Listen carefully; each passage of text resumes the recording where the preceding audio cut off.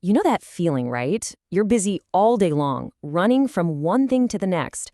But when you finally stop, you look back and think, what did I actually get done today? It's so common. But what if there's a powerful secret to flipping that script entirely? Let's get into it. Seriously, just stop and think about this for a second. What if the huge majority of your wins, your successes, your profits, even your happiness, actually came from a really small slice of your actions?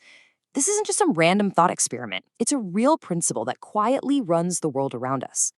Well, there's a name for this. It's called the Pareto Principle. Now, you've probably heard it called the 80-20 rule, or maybe the law of the vital few. But the core idea is exactly the same. Things in life are rarely, if ever, 50-50. In almost everything, a small number of inputs, the vital few, are responsible for the lion's share of the outputs. And hey, this isn't some brand new productivity hack from the internet. It all started way back in 1896.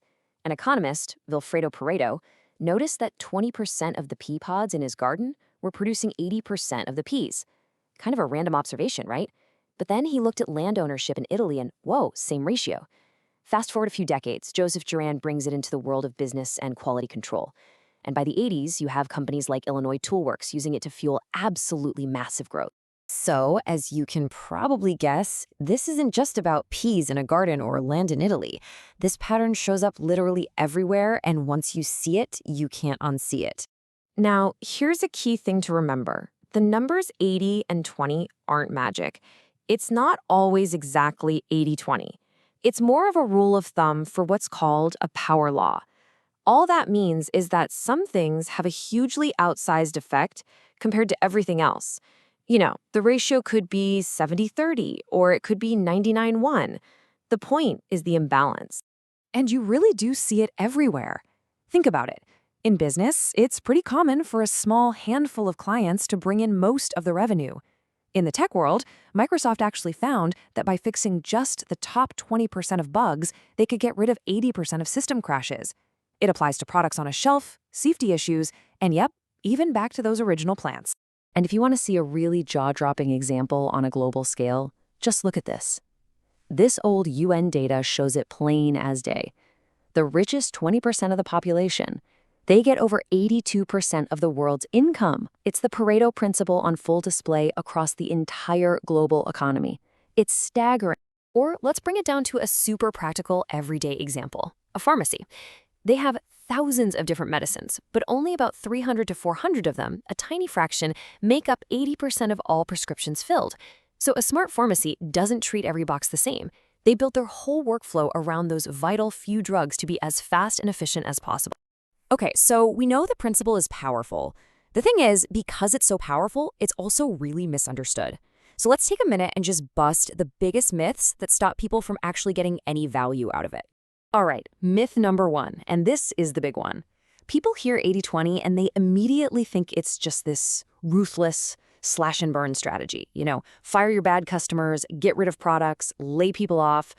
But that's not it at all. It's missing the entire point.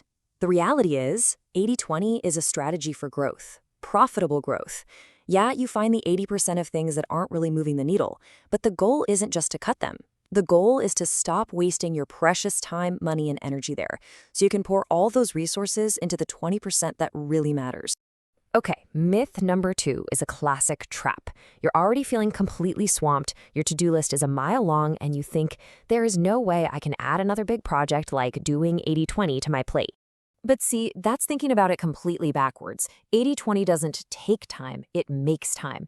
It's the ultimate tool for cutting through all the noise and distractions. It forces you to see what's truly important. And maybe even more critically, it shows you all the stuff you can just stop doing. It's not one more thing on the list, it's the lens you use to prioritize the whole list. And the third big myth is this idea that 80-20 is a one-time thing. You know, you'll hear someone say, oh yeah, our company did 80-20 back in 2019. It was great. That's like saying, oh yeah, we did democracy a few years ago. It worked out pretty well. It makes no sense.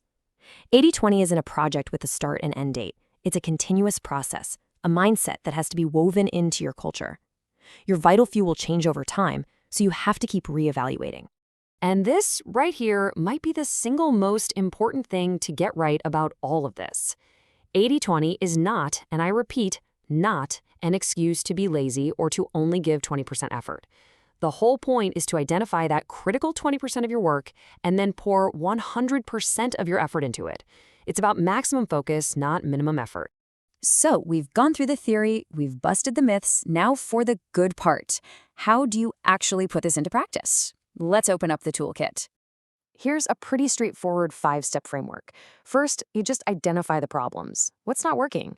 Second, you dig in and find the real root causes of those problems. Then you start to group similar causes together. Now, step 4 is the magic. You have to assign a value to each one based on its actual impact. Not all problems are created equal. And finally, you build your plan to attack the top 20% of causes that are creating the biggest headaches.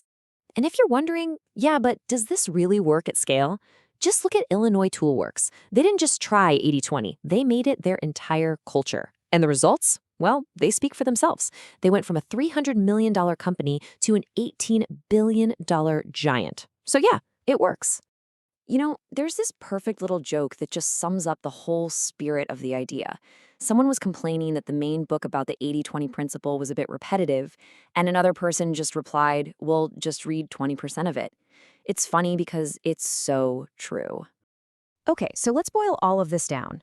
When all is said and done, what is the one core idea you need to walk away with?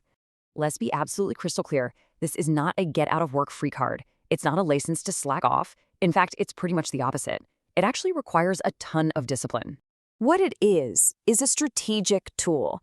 It's a way to identify what really truly matters and then give yourself permission to channel all your energy, all your focus into those few things that generate the most incredible value.